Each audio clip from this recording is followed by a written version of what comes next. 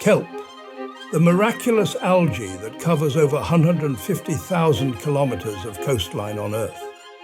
It is both home and food for thousands of marine species. And for us too. We harvest it, use it for medicine. We eat it.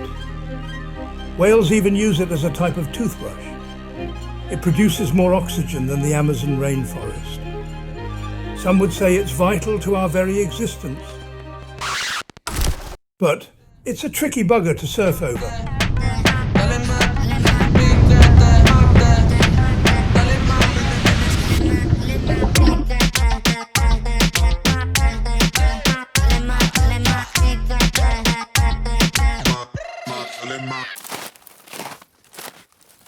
The first time I surfed this wave, I surfed it with one of my bodyboard friends.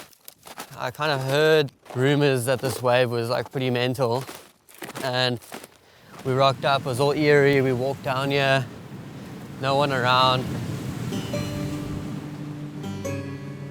As you jump off the rocks, you're straight into this massive kelp bed, and you're almost lifted from the water.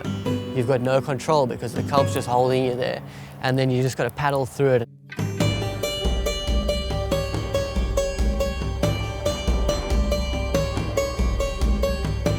As the water drains, the kelp shoots up at you. They're pretty hard and they definitely pack a punch. Only when the wave comes, the kelp sort of disappears, and then you're in the tube, and then you come out, and then you like hit this like dry patch of kelp, and you just go flying.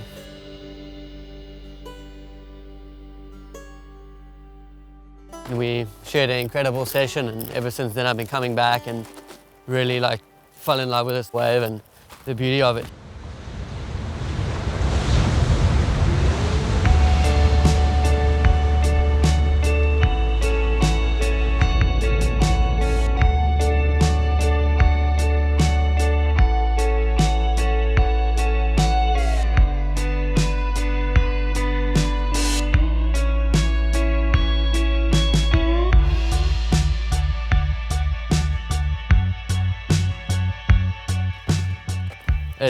It's so different, way more different than anything I've ever surfed, and it's like pretty incredible. I have had quite a few wipeouts here which have been gnarly, like so many broken boards. I don't know, there's something about this wave which just like compresses your board and just snaps it, and the foam ball can just buck you off so easily. This wave's the closest we get to pipeline, I think, in South Africa. Has that same sort of energy, same sort of feel to it.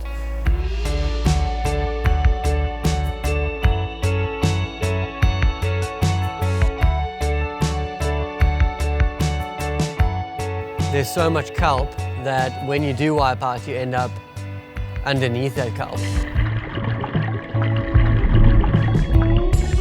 There's probably a couple sharks out here because it is far to sea, and it seems to be quite deep water around the reef. But I think that having so much kelp around, I don't know if the sharks can actually get in there, so maybe that's what keeps us safe. But it's just so magical being out there.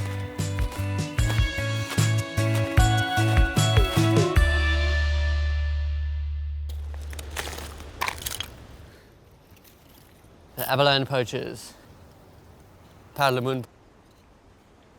These things create layers on the bottom, and I think they stop the growth of the kelp, or they control it. So the kelp over here is so overgrown, it's actually psycho. Like you're sitting there, you're holding onto kelp, and the kelp becomes so bad on the wave at times when you're pulling off that I think it's worse than it's ever been now. And it's just because they've been poaching. They've been poaching endlessly through the summer when the swell's small. They just, they continue taking these things. So, yeah, it's definitely up the kelp factor. The lad's not making this up, you know. Abalone, or perlemoen, as it is known in South Africa, feeds on kelp and controls its growth. It is believed that changing sea temperatures, along with rampant poaching, are contributing to the growth of kelp forests along southern Africa. The ecological implications of this, both good and bad, are still unknown. But one thing is certain: best you use the right fins. I feel a lot more comfortable surfing the fiberglass fins out here. They're a lot stiffer. They got the drive, they got the responsiveness, and they got the hold through it. I feel like it plows through the kelp a lot better, but when you do it a kelp with your fins, you go flying.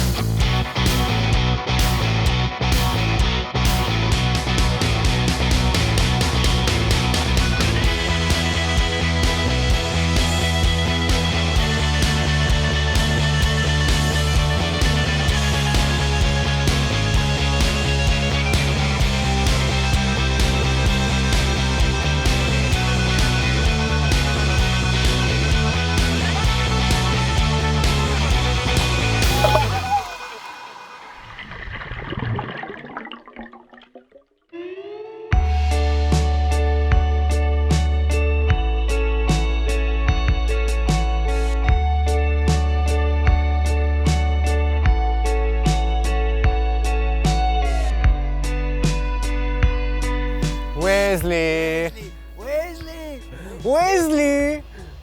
Where are the waves? Wesley! We couldn't find Wesley today. I think it's been chopped off.